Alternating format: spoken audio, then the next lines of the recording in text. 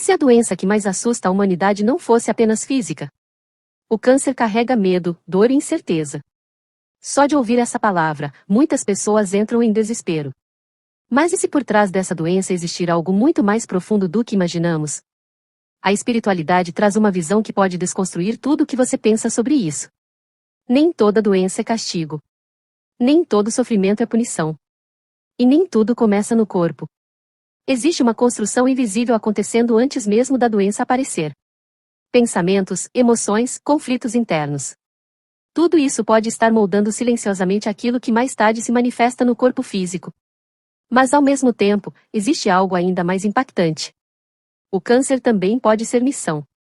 Pode ser aprendizado. Pode ser um instrumento de transformação profunda. Hoje você vai entender o que está por trás dessa doença sob a ótica espiritual. Uma visão que não tira a dor, mas dá sentido a ela. Então fica comigo até o final. E me conta aqui embaixo. Você já parou para pensar no lado espiritual das doenças?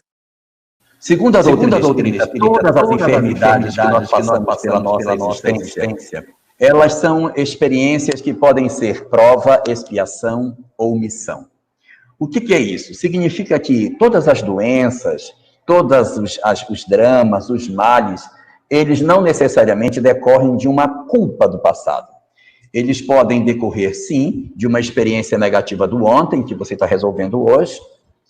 Pode ser um processo de aprendizado, de crescimento para essa existência, sem a necessidade de que você tenha uma história anterior para ter passado por aquilo. E pode ser para dar exemplo, para que você deixe o seu contributo com esse tipo de situação. A única exceção para as doenças decorre das doenças mentais. As doenças mentais, na visão do Espiritismo, não caem na condição de prova e não caem na condição de missão. São sempre processos expiatórios. O que se quer dizer com isso é que todas as vezes que temos alguém que tem algum drama mental, isso decorre de alguma história mal resolvida do passado, nunca para servir de exemplo ou como aprendizado. Muito bem. O câncer especificamente, então, não sendo uma doença mental, pode ser prova, expiação ou missão. De que forma isso? Como que ele ocorre? Os casos, digamos assim, mais numerosos, aquilo que é o mais esperado, é o câncer na forma de uma expiação. De que maneira? Um bombardeamento da mente sobre o corpo, produzindo lesões no DNA que fazem aparecer essas doenças. Os fenômenos do câncer, eles são aquilo que na questão da doutrina espírita são chamadas de... são doenças que estão armazenadas no perispírito e que aparecem depois. São possibilidades que ocorrem conosco antes da gente renascer. Digamos que alguém iria renascer, mas ele iria nascer com uma lesão no fígado. Mas essa pessoa, ela é muito importante para fazer outras coisas. Ela pode ter lesionado o fígado porque bebeu demais e está no mundo espiritual com o fígado lesionado. Mas ela é uma pessoa extraordinária, independente da questão do alcoolismo.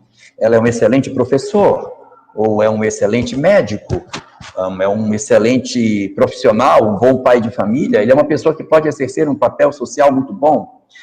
Então, nessas circunstâncias, nós dizemos que a pessoa pode passar por um planejamento reencarnatório, que se chama planejamento reencarnatório de interesse coletivo. A grande maioria de nós está nessa condição. Qual é? Eu reencarno não para resolver o meu problema, mas de um grupo de pessoas em meu redor. Uma professora primária, por exemplo, ela reencarna numa condição de interesse coletivo, porque a saúde dela é importante para o bom exercício da tarefa que ela vai exercer com centenas, milhares de crianças ao longo da vida. Isso significa dizer que se ela tiver alguma lesão do passado, algum processo que ela arrasta do ontem, não seria conveniente que essa doença aparecesse. Então, o que fazem os espíritos?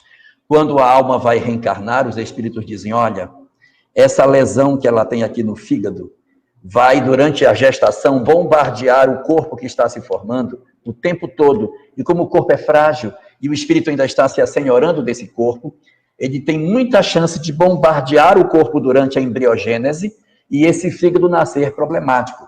Nasce com um fígado mal formado, nasce com uma doença congênita na região do fígado ou qualquer coisa parecida.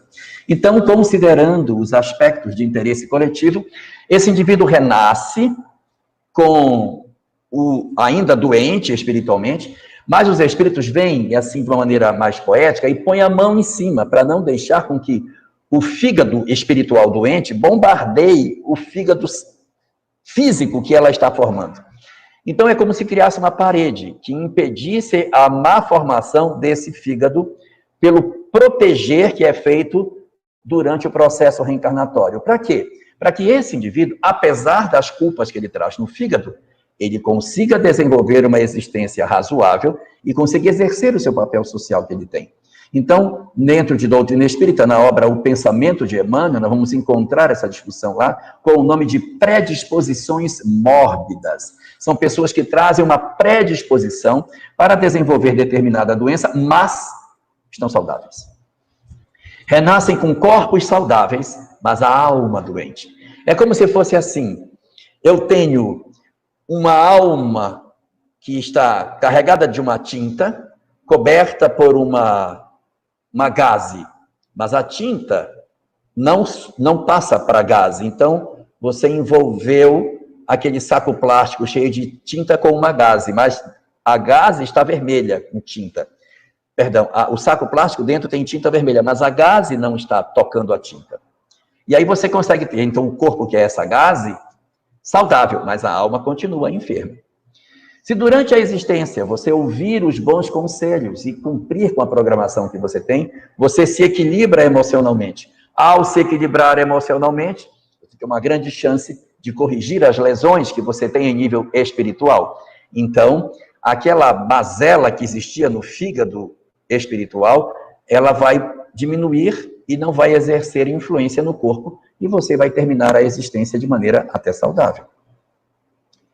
Caso contrário, se você não fizer a programação que está prevista e viver com ódio, com raiva, amargurado, deprimido e desequilibrar as energias, então é como se esse saco que estava cheio de tinta vermelha começasse a experimentar pequeninos furos. A energia que está lá dentro começa a querer sair e ela começa a bombardear o corpo. E aí, quando a pessoa atinge a idade adulta, começa a apresentar lesões nos órgãos de choque. Uns é a garganta, outro é o estômago, uns é o intestino, uns é o coração, outros é o sistema renal. Cada um tem um órgão de choque distinto, de acordo com as mazelas que traz de outras existências. Esse bombardeamento vai acontecendo e doenças podem se dar de maneira tardia, que não eram programadas. Elas eram, na verdade, uma tentativa de retenção de uma enfermidade. Se eu tiver uma vida boa, eu posso atravessar a existência e essa bomba relógio, ela não explode. Mas eu posso ter condutas que sejam insuficientes. E aí, essa enfermidade começa a se espraiar e chegar no meu corpo. Aí pode provocar uma artrite, um câncer, uma artrose, um processo degenerativo. Ou seja, diversas mazelas, não só o câncer, mas diversas formas de expressão daquilo que estava guardado, que pode acontecer. Isso é na questão expiatória, que são os casos mais comuns, e, portanto, eu me detive mais na explicação de como isso acontece. Existem os casos de prova, no qual o espírito, por uma circunstância, passa por uma exposição de um determinado elemento químico, e aí pode ganhar um câncer, né? Ele tem um elemento, e a questão da missão, na qual o indivíduo, experimentando a possibilidade de deixar um exemplo, ele pode ter um câncer para ensinar para os outros como lidar nas circunstâncias em que isso acontece, mas são casos mais raros. Então, os casos de expiação são os casos mais comuns, e por isso me detive mais a esclarecer como seria. Jorge, está me ouvindo agora? Eu ouço perfeitamente. Só que eu ouço o eco quando você fala. Eu tenho que descobrir aonde é que, então, que apareceu esse eco. Vamos lá, eu vou tentar descobrindo aqui. Uma pergunta do Alexandre Magno, lá de Ibirité, Minas Gerais. Ele pergunta o seguinte: dizem que Jesus é uma invenção da Igreja Católica. Boato ou verdade? Como é que Jesus caminhou sobre as águas? E a lei da gravidade? É impossível. Com você, Jorge. Ok. Vamos lá. Essa questão sobre a existência real de Jesus sempre incomodou os estudiosos, inspirados muitas vezes nas falas de Sócrates, que foi o mestre de Platão, e que não escreveu nada. Sócrates não escreveu. Quem escreveu sobre ele foi Platão. Então, muitos levantam a hipótese de que Sócrates não seja um ser real, mas uma invenção. Coisa semelhante também se tentou fazer numa comparação de Jesus com Sócrates. Até porque sempre se alegou que a história não registrou a sua passagem, apenas os evangelhos, e que são textos não científicos, são textos religiosos, então eles acomodam uma série de ideias que não necessariamente seriam verdadeiras, então tem toda essa discussão. Mas nós temos um escritor da época do Cristo, chamado Flávio Joséfo. Apesar desse nome assim, meio romano, Flávio Joséfo era judeu e viveu na época de Jesus um pouquinho depois. Então ele passa o período do Cristo e pega um pouco mais à frente. E ele escreve uma obra muito robusta chamada Antiguidades. E nessa obra ele narra com detalhes como viviam os judeus, como foi a tomada do Império Romano, a destruição do templo, o surgimento do cristianismo. Isso está tudo na obra de Flávio Joséfo. E nessa obra, que é uma obra histórica, que é uma obra considerada legítima, existem duas citações sobre Jesus no corpo dessa obra, dizendo que ele existia e citando o fato de que as pessoas o seguiam. São citações curtas, ele não tem nenhum tratado grande sobre Jesus. São 2 linhas numa citação e mais 1 ou 2 na outra, na qual ele cita a existência de um homem que tinha muitos seguidores e que, por conta dos fatos que ele produzia, ele chamava muita atenção naquela época. E numa outra citação, ele fala uma coisa mais ou menos semelhante, não é? E chega a dizer que as pessoas o entendiam como sendo filho de Deus. Mas são apenas essas 2 citações que tem. Mas elas são a base histórica para que a gente consiga dar uma certa crença real de um Jesus histórico. Outros estudiosos dizem que o final dos evangelhos é a maior comprovação de que ele era real. Porque dizem os estudiosos assim: se na hora da prisão de Jesus, quando os soldados vieram para prendê-lo, ele abrisse os céus e os anjos viessem e prendessem os soldados e fatos extraordinários acontecessem, era de se suspeitar que ele não fosse real. Mas o que acontece daquela prisão para frente? Os fatos são impressionantemente semelhantes ao que se poderia esperar de um homem diante do Império Romano. Ele é preso, ele apanha, ele é julgado, sentenciado, carrega a cruz, é crucificado. Ou seja, não há durante esse cenário todo do término da sua existência nenhuma coisa extraordinária, porque era o que se poderia esperar, que sua morte fosse uma coisa maravilhosa e aparecesse algo que o tomasse e o levasse para os céus, como acontece com Elias, que está citado no livro de Reis, que ele se despede do seu discípulo chamado Eliseu, joga a capa para Eliseu, sobe numa carruagem de fogo e some nos céus. Esse é Elias. Jesus é diferente. Jesus enfrenta todos os fenômenos da vida orgânica, crucificação, sangue, o flagelo, e depois do sepultamento, ele experimenta mais um fenômeno que é natural da vida, que é o fato de que a morte não existe. Ele vem para falar da vida após a morte, tal como muitos dos nossos entes queridos também vêm para dizer que sobreviveram à morte e, portanto, continuam vivos. Então, os fenômenos que se passam com ele são fenômenos plenamente razoáveis daquele momento da prisão para frente, dando notas de que ele, de fato, seria um ser real. Com relação ao fato dele andar sobre as águas, isso está citado na obra A Gênese, onde Allan Kardec trata sobre essas questões referentes aos fenômenos que ele produzia. Entende a doutrina espírita que nada que Jesus fez está fora da lei da natureza. O que acontece é que a gente acha que a lei da natureza é desse tamanho, mas ela não é. Ela é desse tamanho e, portanto, muito maior do que a gente imagina. Nós enxergamos esse quadradinho e achamos que isso é tudo, mas não é. Alguém que pegasse um ímã e colocasse por baixo de uma mesa e, passando o ímã por baixo da mesa, mexesse limalhas de ferro, iria parecer um mágico, como se aquilo fosse uma coisa extraordinária, quando, na verdade, é um fenômeno puramente natural que está sendo feito. Nós desconhecemos todas as leis, por isso a nossa surpresa, Mas no entendimento do Espiritismo, Jesus não derrogou nenhuma lei para exercer as coisas que fez. E andar sobre as águas também não constitui nada de extraordinário. Nós temos na Índia vários yogis que praticam a chamada levitação. Eles meditam e, ao meditar, eles conseguem uma força que os impulsiona de baixo para cima e eles ficam acima do solo, planando numa condição de meditação que dá a eles esse atributo. Isso não é uma coisa única para Jesus. Nós temos diversas outras personagens que também fizeram isso. Falando de Elias e de Eliseu, Jesus andou sobre as águas e Eliseu, discípulo de Elias, colocou um machado em cima da água. Uma vez que eles estavam precisando, o machado caiu e sumiu, e eles chamam o machado do fundo e o machado volta e boia na flor da água.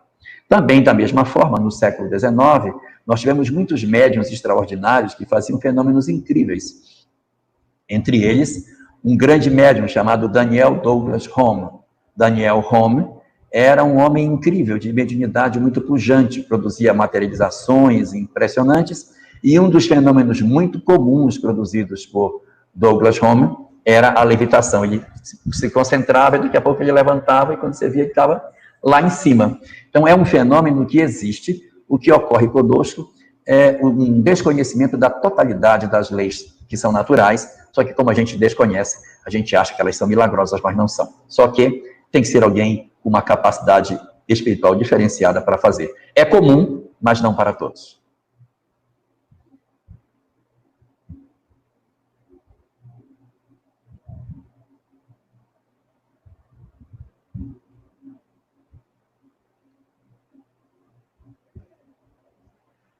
Vamos ver a próxima pergunta que temos aqui. Marta Holanda Vilhena pergunta assim: boa noite. Vejo espíritos sempre no meu quarto. Como saber se eles são bons? Sempre vejo à noite, quando estou dormindo, e de repente acordo, eles estão lá, me olhando no pé da minha cama. Marta, esse tipo de experiência é muito mais comum do que a gente imagina. Isso é um indicativo para você de que o espiritual existe. Não tome isso como uma ameaça, não tome isso como um instrumento de pavor, não tome isso como se fosse isso. Mas entenda que você está sendo convocado a entender, sem dúvida nenhuma, que o mundo espiritual é real. Existem muitas pessoas que, por desconhecerem o que você experimenta, decidem pelo suicídio, decidem por assassinar uma pessoa, achando que vão matando o seu inimigo, exterminar a pessoa que lhes incomoda. Pessoas que acham que perderam os seus entes queridos para sempre e por isso caem em processo depressivo. Você está sendo agraciada com a possibilidade de saber que a vida prossegue para sempre. Você nunca duvidará de que a morte não existe. E isso é algo que vai estar dentro de você. Porque são experiências que você não poderá negar. Porque não foi ninguém que lhe contou. É você que está vendo, é você que vê. Então ninguém nunca poderá dizer para você, não, a morte é o fim de todas as coisas, o espírito não existe. Você será dotada de uma fé inquebrantável. Porque dentro de você não vai existir apenas a crença, vai existir a certeza. Porque você não apenas vai crer que existe vida após a morte, você vai saber que existe vida após a morte. E isso faz uma diferença enorme. Nós não sabemos as experiências que a vida vai lhe trazer, e de repente essa crença, essa certeza, elas podem ser vitais para que você tome decisões acertadas à frente. Imagine que você está vivendo um casamento difícil e você vendo os espíritos, você sabe, não, mas eu sei que isso está acontecendo por conta da influência que determinadas entidades estão fazendo. Ou você perde um ente querido e você diz, mas eu sei que ele está vivo, que ele vem me visitar.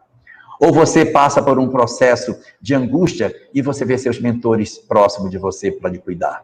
Então, essa faculdade, esse dom de você perceber, é uma bússola extraordinária para que você possa se guiar. Até mesmo quando você, por algum motivo, tomar uma decisão equivocada, estiver num lugar ruim, e você perceber as entidades perturbadoras que ali estão e que os outros não enxergam, você pode dizer, estou no lugar equivocado, estou fazendo o que eu não devo. E aí você pode voltar pelo caminho que você estava indo e fazer uma nova história para você. Então isso é muito importante para que você consiga tomar decisões mais acertadas. Só que você pergunta, como saber se eles são bons ou se eles são ruins? O melhor instrumento para saber se eles são bons ou ruins não é pelos conselhos que eles dão. Não é pelos conselhos. Allan Kardec, no Livro dos Médiuns, diz o seguinte: os bons espíritos nunca nos dão maus conselhos. Os bons espíritos nunca nos dão maus conselhos. Mas ele não diz que os maus espíritos não possam dar bons conselhos. Qual o objetivo de um mau espírito dar um bom conselho? Ganhar a nossa confiança. Ele dá 10 bons conselhos e um conselho ruim. Depois dos 10 bons conselhos, você acredita que o 11º é bom e você embarca numa canoa furada. Então, os bons conselhos não são a melhor bússola. A melhor bússola é a sensação que eles deixam em você com a presença que eles têm. Porque espírito nenhum consegue falsear a energia que ele carrega. Um mau espírito pode dar um bom conselho, mas um mau espírito não pode trazer bem-estar às pessoas. Se a presença deles lhe produz angústia, sensação de peso, medo, então, muito provavelmente, são entidades perturbadoras. A exceção estaria pelo fato de você, inexperiente, ficar com medo até de ver o seu próprio mentor. Mas se você já tiver experiência e perder o medo por conta de ser uma entidade espiritual e ficar sem medo do fenômeno, mas perceber a emoção que ele lhe transmite, se é uma sensação de paz, se ele lhe traz uma emoção gostosa, então são bons espíritos. Não há como fingir a emoção, mas há como fingir nas palavras. Portanto, a melhor estratégia é você seguir 2 caminhos. Primeiro, agradecer a Deus pela bússola que Ele colocou no seu caminho, para que você consiga se guiar de maneira mais correta pelas sendas da vida, sabendo aonde as coisas estão acontecendo, aonde os espíritos se movimentam. E 2, observar as emoções que eles lhe deixam, para que você consiga identificar aqueles que podem lhe ajudar e aqueles que ainda, por desconhecerem o bem, tentam atrapalhar. Os nossos mentores estão sempre a postos, e se você mantiver a sintonia com os bons espíritos, você sempre estará acompanhada daqueles que lhe amam e que lhe querem proteger.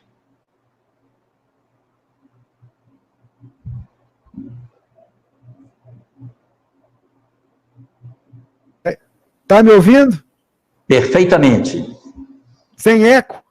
Nenhum eco. Vai entender. Então vamos lá para a pergunta. Aliás, eu tenho um áudio aqui, Jorge, deixa eu ver se você consegue ouvir essa mensagem que chegou por áudio aqui para a gente. Na verdade, eu vou pegar ela daqui a pouco. Deixa eu ver aqui. Cadê? Vamos colocar essa mensagem que está aqui que veio aqui pelo aplicativo. Quanto tempo leva um espírito para reencarnar? Pergunta da Terezinha Pinho. Quanto tempo? 9 meses. Que é o tempo que leva desde a concepção até o parto. Quanto tempo leva um espírito para reencarnar? Isso varia muito. Espíritos de uma condição mediana, tipo a nossa, eles encarnam com intervalos de tempo menor entre 2 existências. Por quê? Porque eles precisam exercitar. Eles precisam vencer as suas dificuldades. Então, eles desencarnam e retornam, às vezes, muito tipicamente, no mesmo século, mas quase no final, levam aí 100, 150 anos, mas tem alguns que encarnam mais cedo. Tem casos de espíritos que encarnam com poucos anos depois da sua desencarnação, conseguem até fazer 2 ou 3 tentativas no mesmo casal, renascem, fazem uma gestação pela metade, não completa, volta daí a 2, 3 anos a mesma entidade, tentando renascer. Então esse tempo ele varia muito. Espíritos em condições medianas reencarnam mais a miúde, com mais frequência. Qual é o tempo que leva? O tempo que ele precisa para no mundo espiritual se refazer, repensar sua vida, reconsiderar seus valores, reorganizar o grupo com o qual ele vai renascer, que não é assim, reorganizar, nós vamos, aí vem todo mundo de novo. Muito frequentemente a gente costuma vir na mesma família, vem como neto, bisneto, gravitando em torno do nosso grupo familiar, é uma condição muito típica, mas isso para as almas em condição mediana. Os espíritos muito evoluídos e os espíritos muito endurecidos, esses demoram bem mais. Espíritos muito evoluídos não precisam vir com muita frequência, porque eles têm pouca coisa a resolver. Então ele vem num século, passa 3, 4, 5, 7 séculos, sei lá, ele vem de novo. Eles não costumam ter 2 encarnações sucessivas. Não é proibido para eles, mas não é típico. Eles vêm agora, passa aí, sei lá, 1000 anos, ele vem de novo, 700 anos, porque são almas muito evoluídas. Agora, os espíritos muito atrasados, aqueles endurecidos, mas aqueles que são barra pesada, também demoram muito para renascer, porque eles precisam de muito tempo para poder reconsiderar todos os seus valores e terem a chance de ter uma nova experiência. Por essa razão, eles demoram mais tempo para conseguir efetivamente um aproveitamento da encarnação. Então, eles encarnam hoje, passam 4, 5, 7 séculos, aí volta de novo, depois de muito tempo, que é o tempo que ele precisa para ele refazer a vida dele e tal. Eu sei que alguém já pensou aí no cunhado, na sogra, não é exatamente isso. São aquelas almas difíceis mesmo, que são grandes déspotas, criminosos em massa, pessoas que assumiram comando e promoveram guerras, violências, desgraçaram a história da humanidade com a sua passagem. Essas entidades que tiveram seus nomes nos livros de história marcada por serem espíritos bastante difíceis, eles costumam ter um tempo bem mais longo para a reencarnação. Portanto, não dá para a gente asseverar de maneira cabal quanto tempo um espírito leva. O que dá para dizer é, se for mediano o espírito, leva bem menos tempo. Se for um espírito muito evoluído ou muito atrasado, séculos para poder retornar. Meu querido amigo Jorge Elahá, eu vou tentar passar um áudio, porque foi que a gente recebeu pelo WhatsApp aqui, e eu achei interessante a colocação, ela tem a ver com a questão do livre-arbítrio, e eu queria, vamos ver se você consegue ouvir aí o áudio que a gente vai passar agora. Vamos lá. Vamos lá. Olha uma questão, com relação àqueles médicos que tiveram que decidir quem viveria, quem morreria.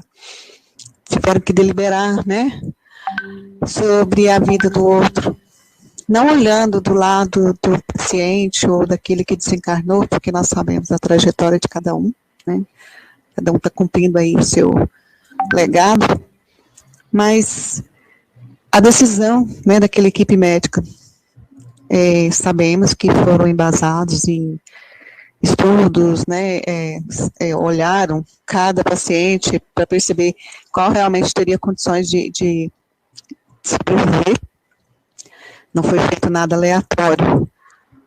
Mas, assim, eu fiquei pensando naquilo, pesa sobre eles uma responsabilidade muito grande, né? E do lado espiritual, né, como que fica isso? Existe uma questão sobre o livre-arbítrio, que está no Livro dos Espíritos, que fala, né, que se uma mãe e um bebê, né, na gestação, corre perigo, né, eles salvam a mãe. E isso não implica em peso de consciência ou até de responsabilidade por parte dos médicos, né, mas há essa liberdade, esse livre-arbítrio de decidir sobre essa vida. Foi aí que eu comecei a ficar meio instigada, sabe? Se a gente fosse pensar em soldados na batalha,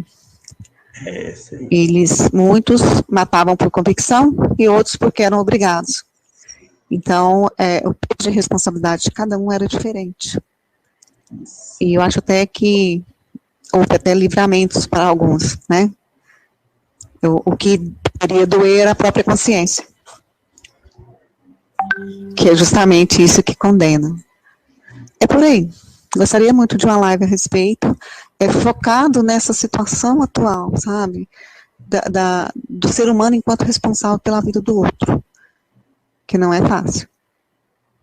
Gratidão, uma boa semana a todos. Então, Jorge, se você puder ajudar a nossa irmã, você que é o cara, é com você. Ela já deu parte da resposta, né? O eco sumiu, tá? Vai entender. Ela já deu parte da resposta.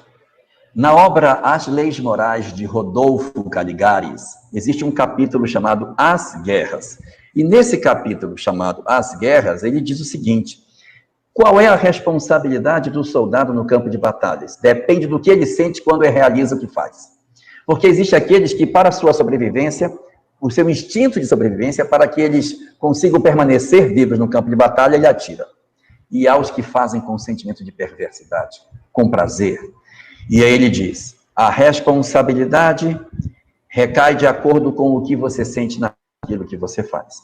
Ainda diz mais, que muitas vezes os generais que não foram ao campo de batalha são mais responsáveis do que os soldados que puxaram o gatilho.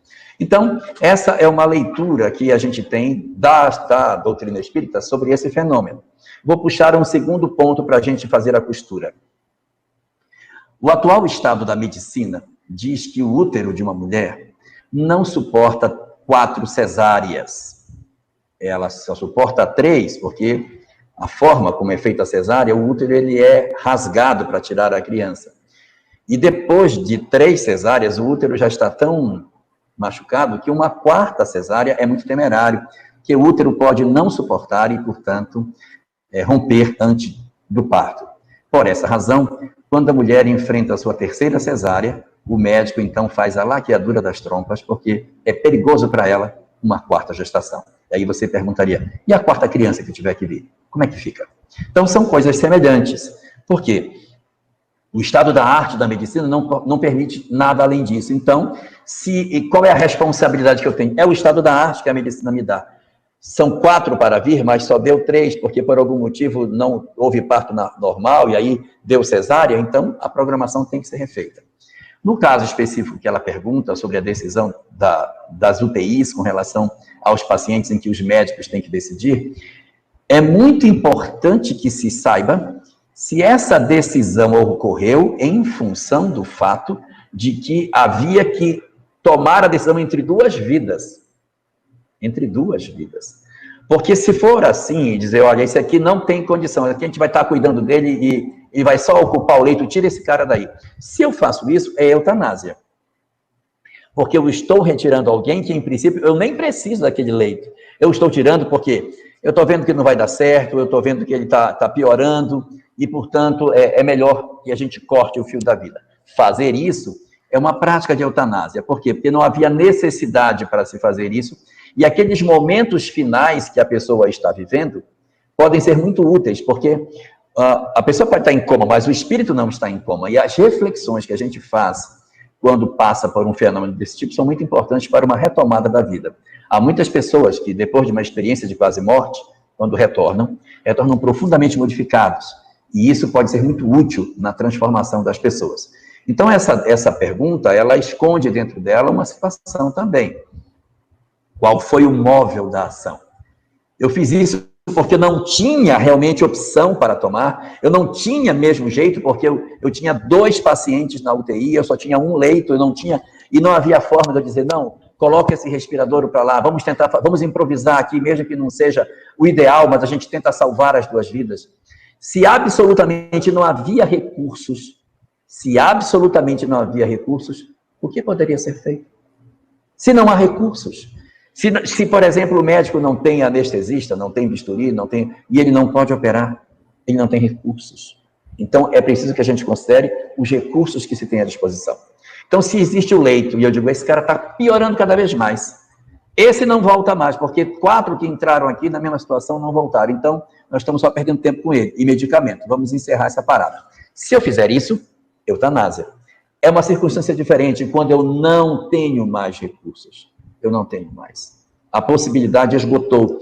E me falta a forma alternativa, porque eu tenho visto, inclusive, alguns experimentos que algumas equipes médicas fizeram, uma espécie de uma câmara que coloca por sobre a pessoa. Em alguns locais médicos foram feitos. É preciso que a gente experimente tudo o que é possível antes de tomar uma decisão drástica como essa. Quando a gente tem algum tipo de recurso, a gente deve lançar mão. Porque, como ela bem lembrou, a história da mãe que está grávida e que decide pela interrupção da vida do filho, ela é uma decisão que compete à mãe, viu? Ela não é automática. Ah, está grávida, corre perigo? Então sacrifica a criança. A mãe é ouvida. A mãe é ouvida. E existe vezes que a mãe diz, eu quero correr o risco. Eu quero, porque se acontecer alguma coisa, eu quero correr o risco. E há mulheres que correm o risco de ter uma gravidez de alto risco e acaba dando até certo no final. Mesmo contrariando a equipe médica, a decisão dela é manter E há vezes que dá errado, e aí a criança nasce e quem desencarna é a mãe. Então, essas possibilidades, elas também existem. Então, é uma condição realmente bastante delicada, e a gente tem que ver a primeira coisa, o esgotamento de todas as possibilidades. E segundo, se não havia, se o móvel da minha ação era realmente querer salvar vidas, ou o móvel da minha ação era interromper uma vida que não precisava ser ceifada, porque havia outras formas alternativas de que ele se mantivesse. Se não existir nenhum tipo de recurso, nós vamos ficar como o médico que está assistindo um paciente com dor renal, sem bisturi, sem anestesia, e ele não tem recurso para trabalhar. Ou como aquele que faz uma terceira cesárea e que diz para a mãe, uma quarta lhe será muito perigosa, vamos ter que ligar as suas trompas.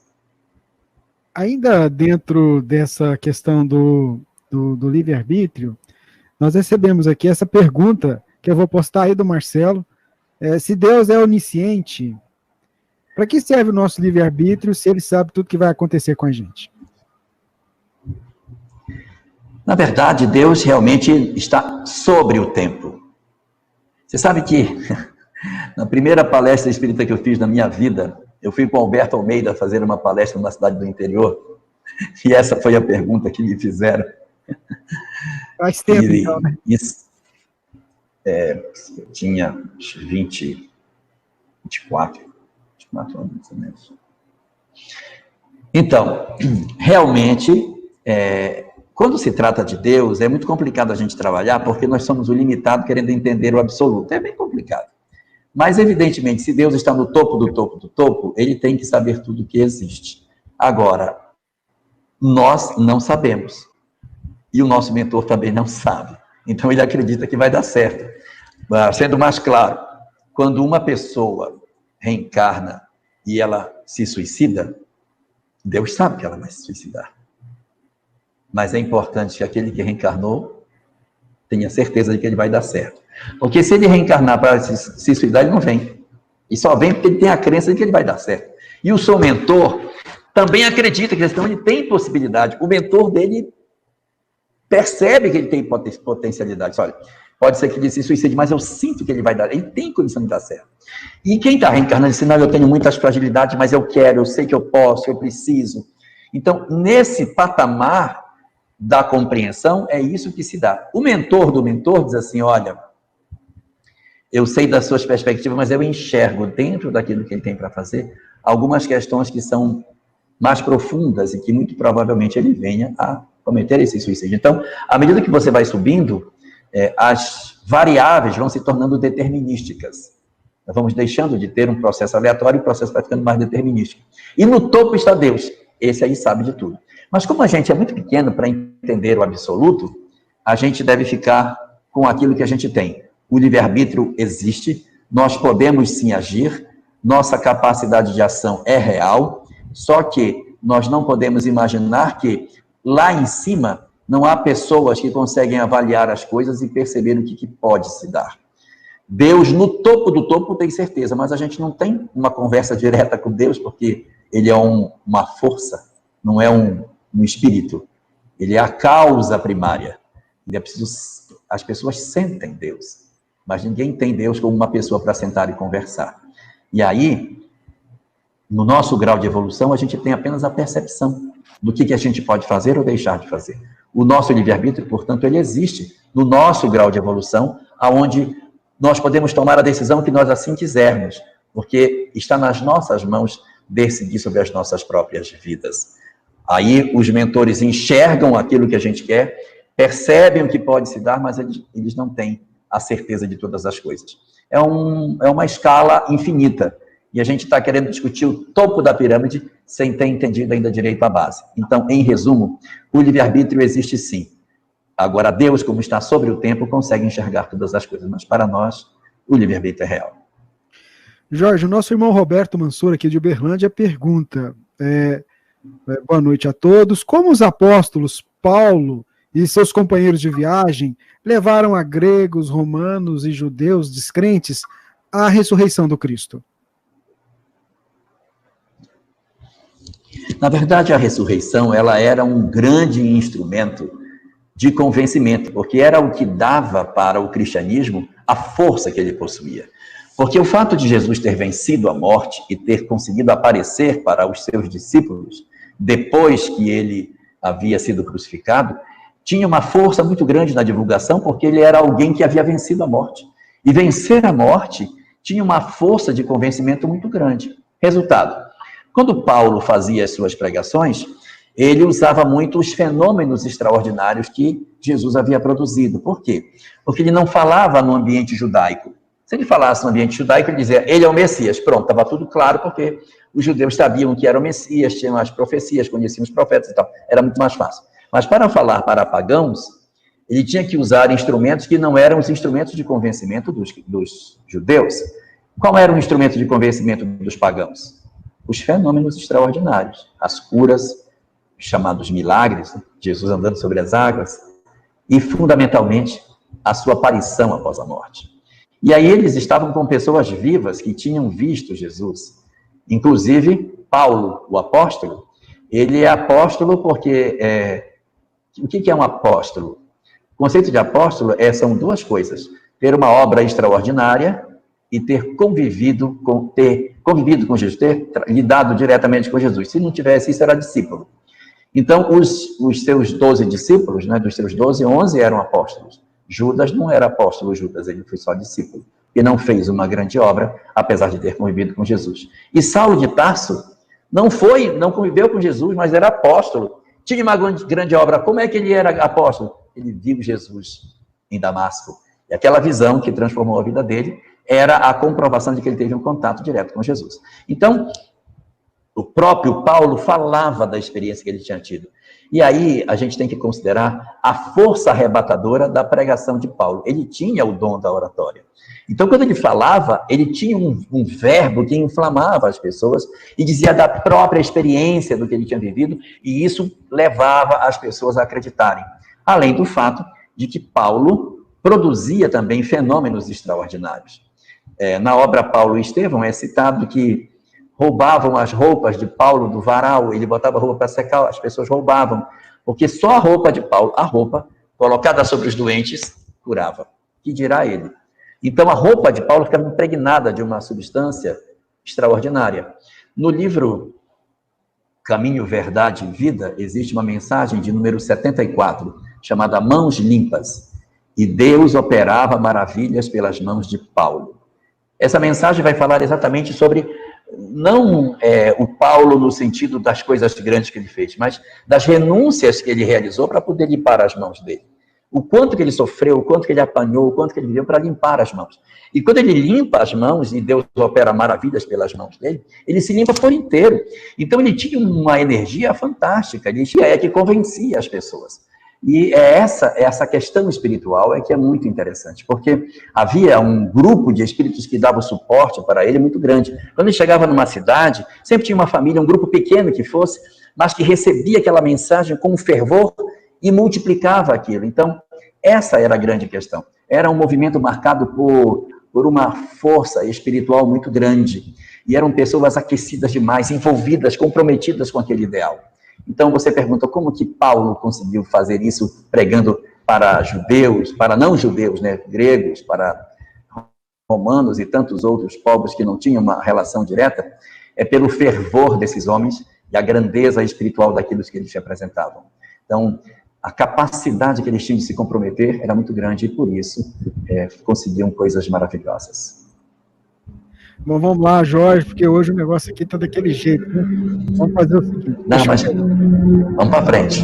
Vamos lá, vamos aproveitar que é assim, ao vivo. Eu não sei o que houve, né? Nem eu também, nem sei. Vamos ver aqui. Veja essa pergunta lá de Portugal, queria que você lesse ela, por favor. Sem sotaque, né? Muito boa noite, estou em Portugal, na cidade de Almada. Que nome se dá a uma planta que morre, visto que tem essência espírita? Porque nós, humanos, chamamos de desencarne. Eu não entendi. Estou em Almada, assim, que nome se dá a uma planta que morre? Isso. O ser humano é desencarne. E a planta? Acho que é isso. Que nome se dá a uma planta que morre, visto que tem essência espiritual, porque nós, humanos, Tá, ok. Então, todas as plantas, elas possuem um princípio vital. Esse princípio vital é a vida.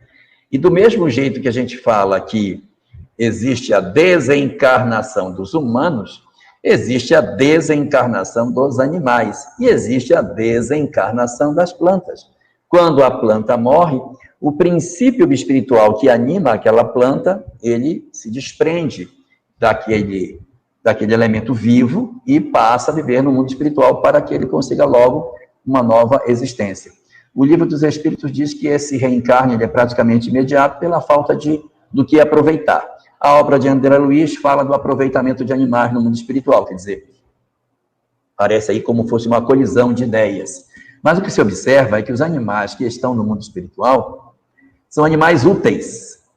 Então você vê cachorro, no livro Nosso Lar aparece uns animais, parecem uns ibis comendo substância mental. Existem uns muares, parecido com um burro puxando uma carroça, e os cachorros que também são utilizados nesse socorro no mundo espiritual. Mas são determinados animais numa específica condição.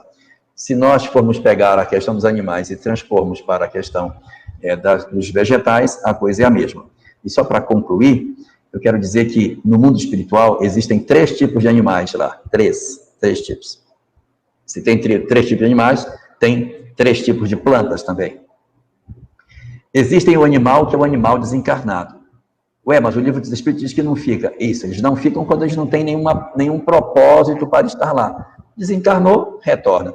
Mas se eu puder dar um aprendizado, um enriquecimento para esses elementos, eles permanecem no mundo espiritual para que eles sejam aprimorados, não é? E isso aparece em 2 obras. A série do André Luiz como um todo, dos animais que estão lá, e no livro Evolução em 2 Mundos, onde fala que você pega os animais quando desencarnam e faz trabalhos de mutação genética para que quando eles voltem numa próxima existência, eles tragam algumas predisposições genéticas que impulsionam a sua espécie a evoluir. Então, eles não reencarnam automaticamente, eles estão lá sendo preparados geneticamente para impulsionar a evolução. Então, a evolução ela é em 2 mundos, porque evolui aqui, evolui lá, lá e aqui, e os elos perdidos estão exatamente quando a gente soma as formas do mundo físico com as formas do mundo espiritual. Então, o primeiro tipo de animal que a gente possui são animais desencarnados, que do lado de lá da vida, esses animais possuem, de alguma forma, uma utilidade do outro lado permanece. Esse é o primeiro. Situação número 2.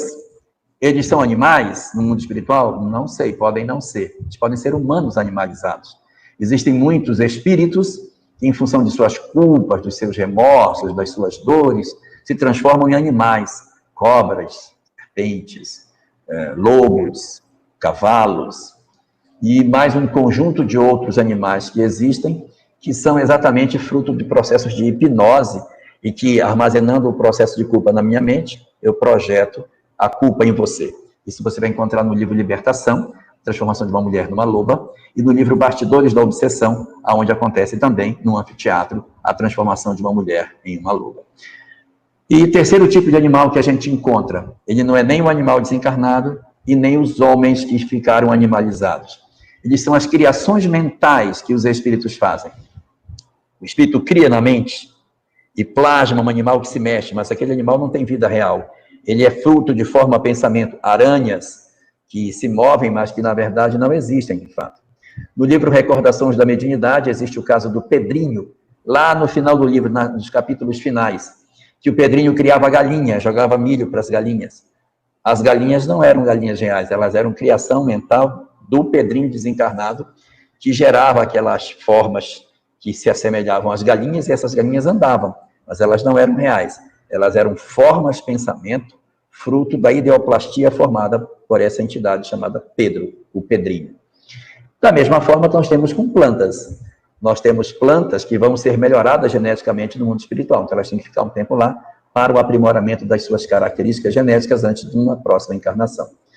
E existe também pessoas que se transformam em árvores. Naqueles filmes de terror aparecem aquelas árvores horríveis. E isso no mundo espiritual também existe. Algumas entidades que, por conta das suas culpas, se transformaram em árvores, ficam imóveis durante muito tempo por processo de hipnose.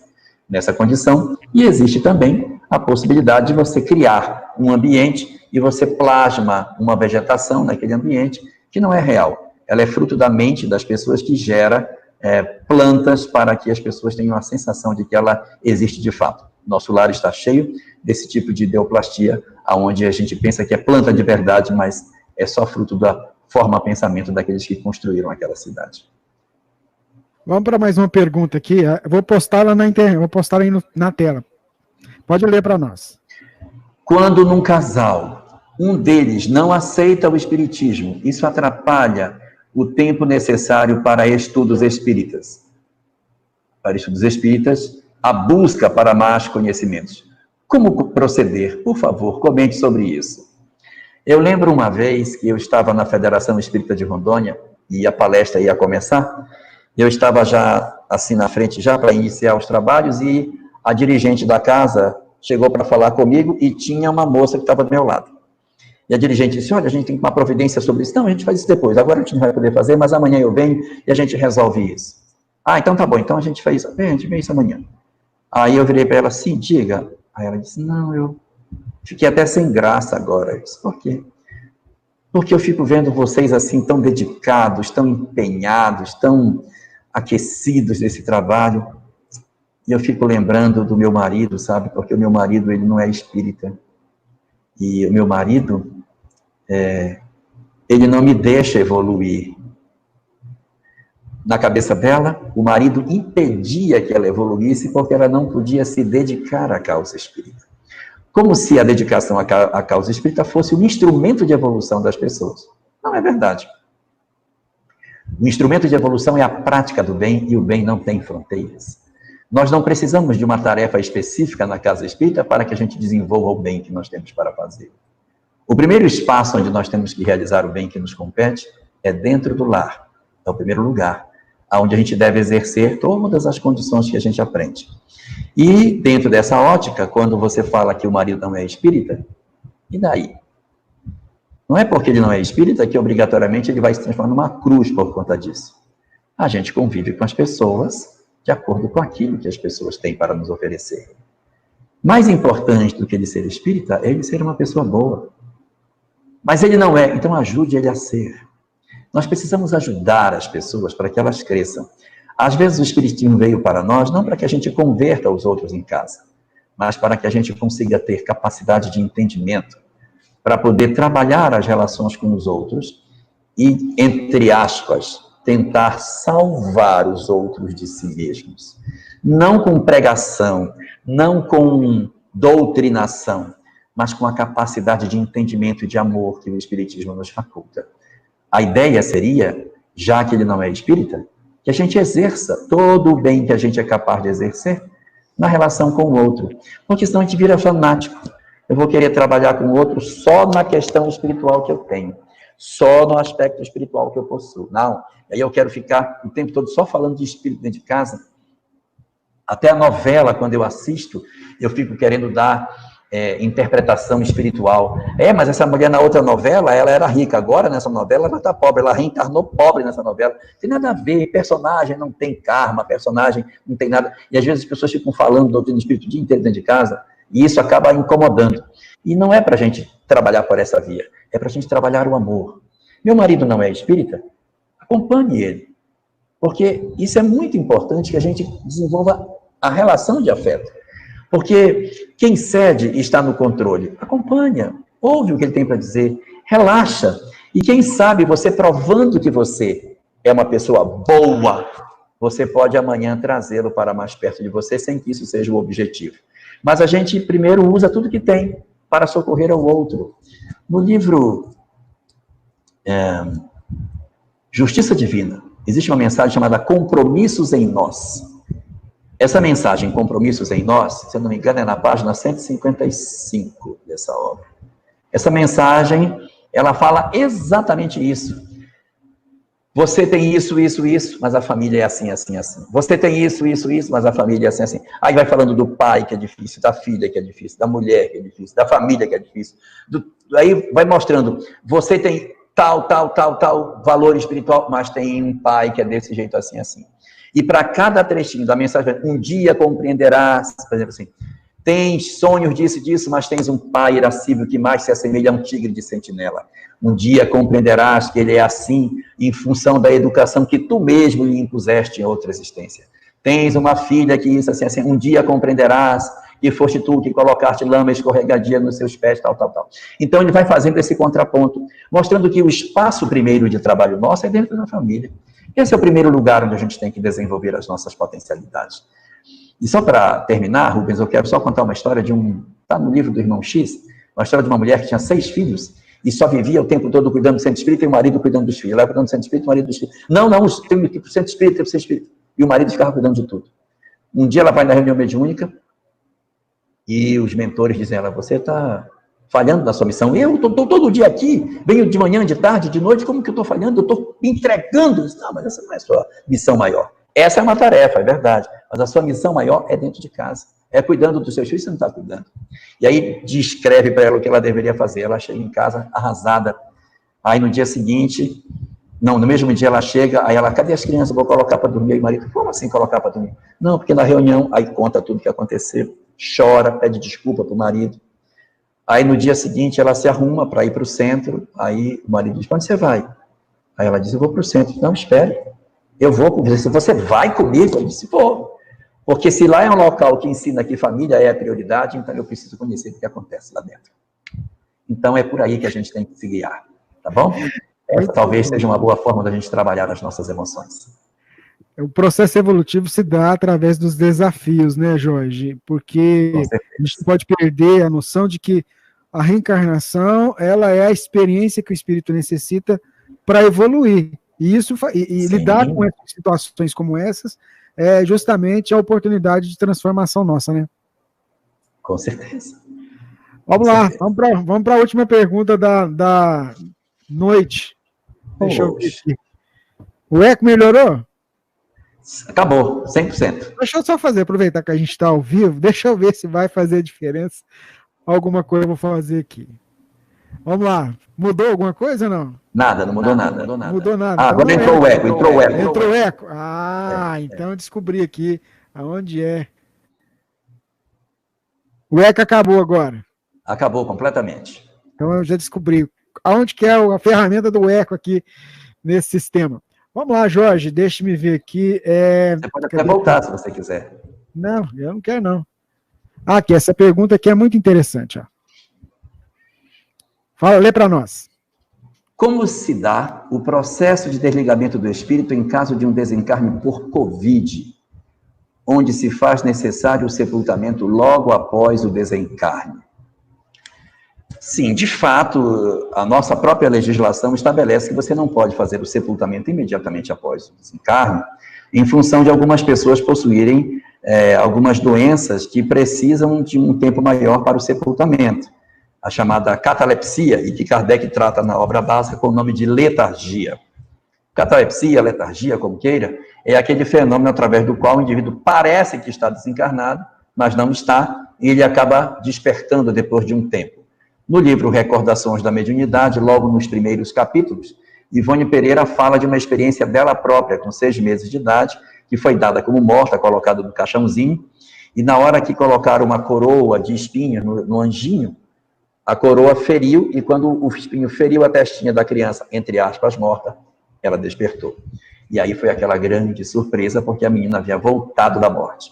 Então é uma doença que, de certa maneira, exige cuidados, e a nossa medicina, ela sempre precisou dessas comprovações para que isso não acontecesse. Se nós pegarmos o livro Atos dos Apóstolos, no capítulo 2º, nós vamos encontrar a história de Ananias, e acho que é Palmira, o nome da esposa dele, que eles são sepultados imediatamente após a morte. Ele tem uma síncope, desencarna e eles sepultam. 2 horas depois, a mulher também tem, e eles cavam o buraco onde o marido já estava e enterram a mulher também. Então, quer dizer, é instantâneo. Não sei nem se o cara estava morto de fato ou se ele tinha só desmaiado. Mas passou mal, cava em terra, que é melhor. E aí, por conta disso, hoje, nós temos todo um aparato para evitar que isso aconteça. Nesses tempos atuais de Covid, o que está acontecendo? Nós não estamos tendo a possibilidade desse tipo de situação. Depende dos espíritos isso? Não, não está dependendo dos espíritos. É uma circunstância da própria situação que estamos vivendo. Então, o que se faz? Os espíritos atuam, oferecendo todo o socorro que é possível oferecer para que os espíritos sejam anestesiados e não percebam nada do que lhe está acontecendo, para que eles possam ser acolhidos no mundo espiritual, apesar de eles, em princípio, precisarem de mais tempo junto ao corpo. É muito comum os espíritos ficarem ainda por um tempo ligados ao corpo e depois é que você faz o desligamento com mais facilidade. Esse tempo varia. No livro Obreiros da Vida Eterna, você vai encontrar casos em que o Fábio, que é um dos casos, que desencarna e com uma hora depois da desencarnação, ele já está desconectado.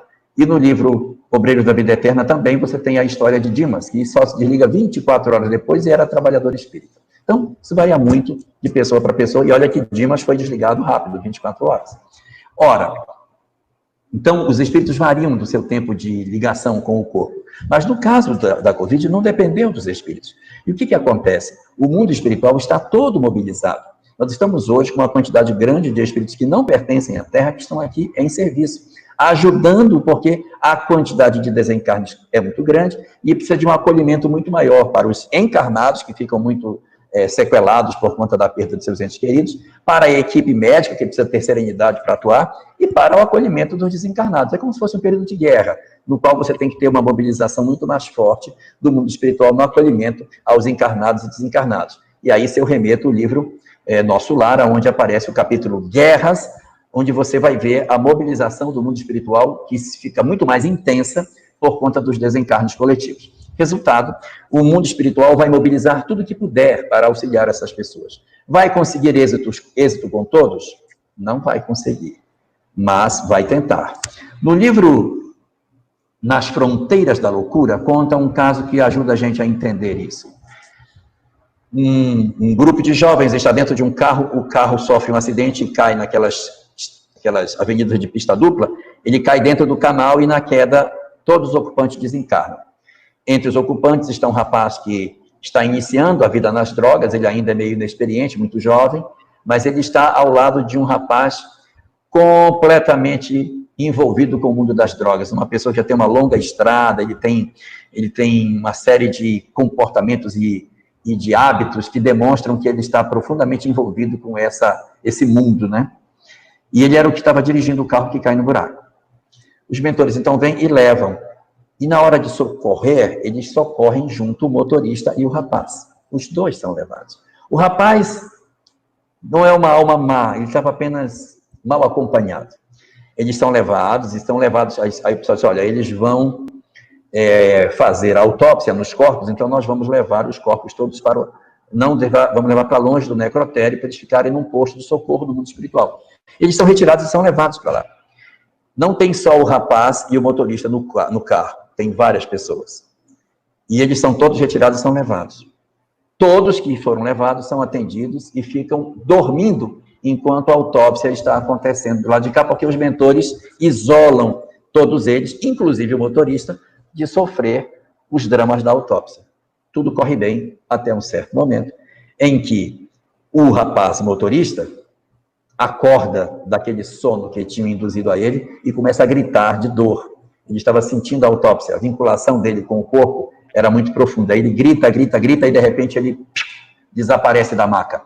Ele foi atraído pela dor do corpo e voltou para o corpo físico. Esse não deu para socorrer. Por mais que se fizesse o que se pôde fazer, as vinculações do espírito com o corpo eram tamanhas que nem o socorro do mundo espiritual, que se sobrepôs à justiça derramando misericórdia, não foi suficiente para evitar o que aconteceu. Já os demais, em que pese não fossem almas evoluídas, pela misericórdia que foi derramada sobre eles, não sofreram o processo que o outro passou e continuaram dormindo enquanto tudo se deu. Transpondo essa situação para a Covid, nós podemos imaginar que o mundo espiritual se mobiliza para socorrer todas essas entidades, conseguindo êxito numa boa parte dos casos, mas nada garante que eles vão conseguir, em todas as situações, retirar as pessoas do corpo e garantir serenidade após a morte, porque os que forem muito materializados, muito ligados ao corpo físico, terão dificuldade de receber o amparo espiritual que vai ser derramado sobre todos.